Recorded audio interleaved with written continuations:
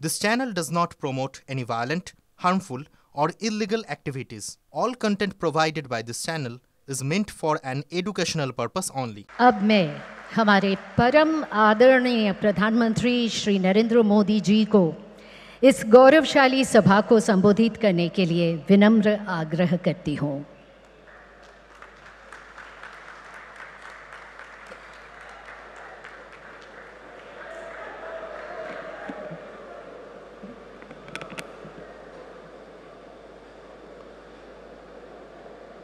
पश्चिम बंगाल के राज्यपाल doctor CV आनंद बोस जी, केंद्रीय मंत्रिमंडल के मेरे सहयोगी हरदीप सिंह पुरी, शांतनु ठाकुर जी, सुकांता मजूमदार जी, पश्चिम बंगाल विधानसभा में नेता विपक्ष शुभेंदु अधिकारी जी, संसद में मेरे सहयोगी श्रमिक भट्टाचार्य जी, ज्योतिर्मय सिंह महतो जी, अन्य जनप्रतिनिधिगण, मेरे प्यारे भाई और बहनों, नमस्कार। हमारा ये दुर्गापुर स्टील सिटी होने के साथ ही भारत की श्रम शक्ति का भी बड़ा केंद्र है। भारत के विकास में दुर्गापुर की बहुत बड़ी भूमिका है। आज इसी भूमिका को और मजबूत करने का अवसर हमें मिला है। थोड़ी देर पहले यहां से 5,400 करोड़ रुपए के प्रोजेक्ट का शिलान्यास और लोकार्पण हुआ है। ये सारी परियोजनाएं यहां की कनेक्टिविटी को सशक्त करेगी, यहां gas based transport, gas based economy को बल मिलेगा। आज की परियोजनाओं से इस स्टील सिटी की पहचान और मजबूत होगी।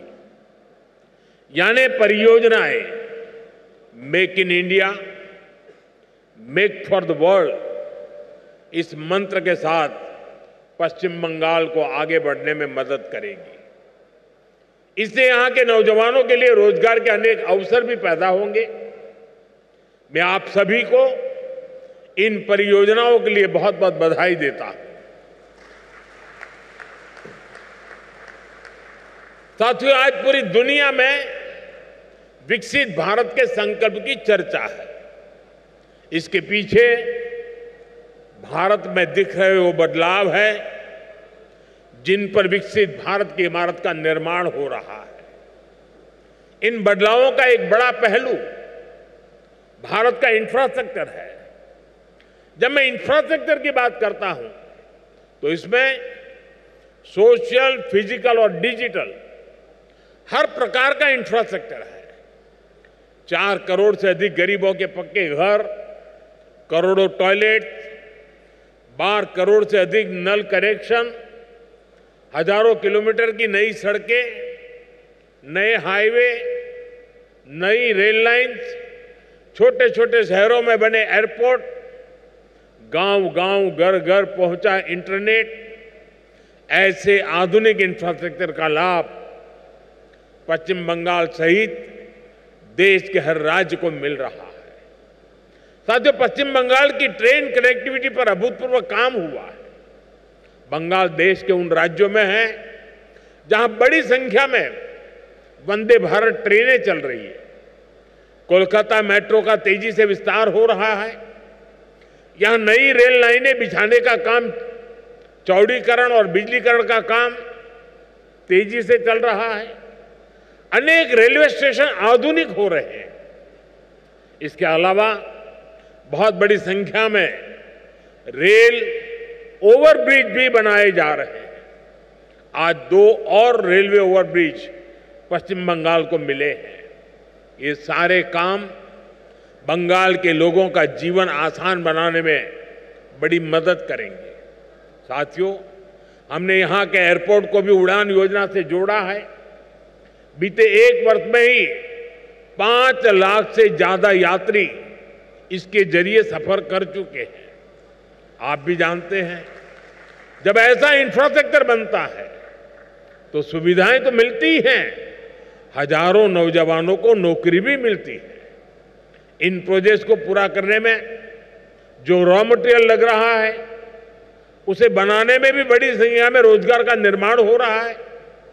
साथियों, पिछले 10-11 सालों में देश में गैस कनेक्टिविटी पर जितना काम हुआ है उतना पहले कभी नहीं हुआ।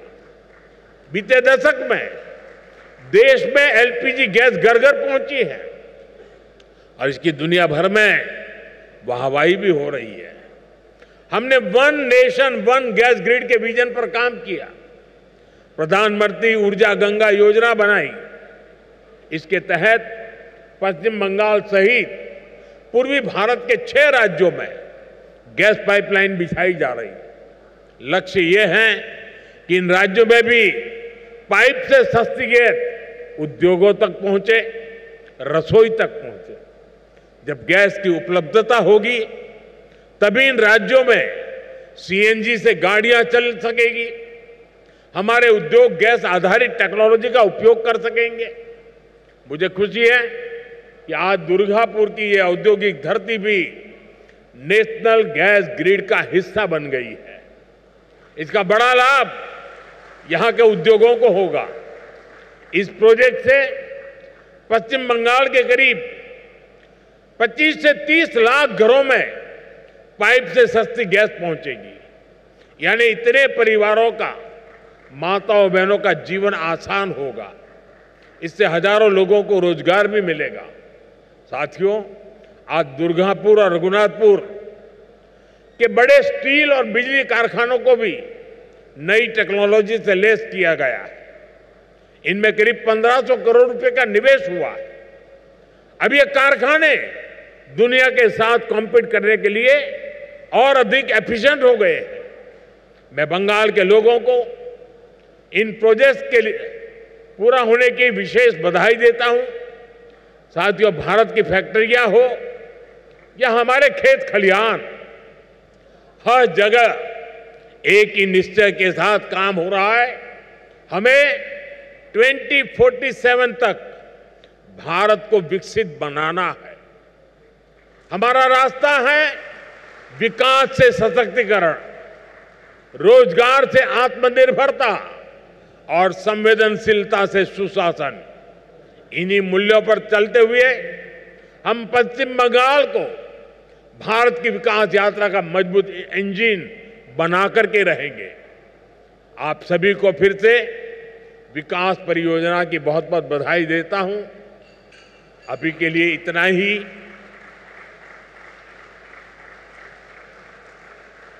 बहुत कुछ कहना है, लेकिन इस मंच पे कहने के बजाय अच्छा है पास में दूसरा मंच है, वहीं जाकर के बोलूंगा।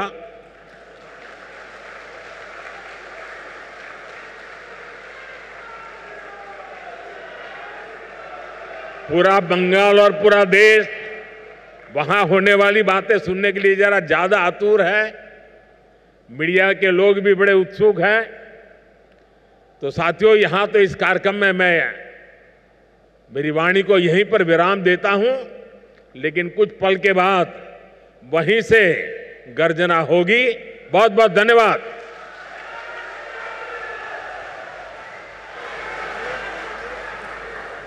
माननीय प्रधानमंत्री जी के प्रेरणादायक संबोधन के लिए मैं हृदय से उन्हें धन्यवाद करती हूँ। जय हिंद।